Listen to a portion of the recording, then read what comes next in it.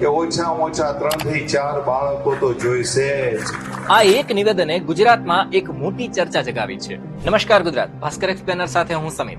RP પટેલનું કહેવું છે કે વન ચાઇલ્ડ અને નો ચાઇલ્ડના ટ્રેન્ડથી સમાજનું સંખ્યાબળ અને રાજકીય તાકાત ઘટી રહી છે અને આ મામલે પાટીદાર સમાજ બે ભાગમાં વહેંચાઈ ગયો છે. સમર્થન આપતા અલ્પેશ કથિરિયા કહે છે, હિન્દુ સમાજના જે પાત્રો છે, મામા, કાકા, ફઈ, ભાઈ, બેન, તો આ પ્રકારની પોલિસી છે તો ભવિષ્યમાં પાત્રો આપણને જોવા પણ નહીં મળે. જો કે પૂર્વ આઈપીએસ રમેશ સવાણી અને પરસોત્તમ પીપળિયા વિરોધ કરે છે. આરપી પટેલ પોતાના સ્વાર્થ માટે પાટીદારોને ગેરમાર્ગે દોરે છે. પાટીદાર દીકરાઓને રોજગારી મળે તેવા પ્રયત્નોને બદલે વસ્તી વધારવા ટકોર કરવી બરોબર નથી. પણ સવાલ એ છે કે શું આ ચિંતા ખાલી પાટીદાર સમાજની જ છે? ચાલો આંકડા ઉપર નજર કરીએ. વસ્તીને સ્ટેબલ રાખવા માટે જન્મદર 2.1 હોવો જોઈએ, જેને રિપ્લેસમેન્ટ લેવલ કહેવાય છે.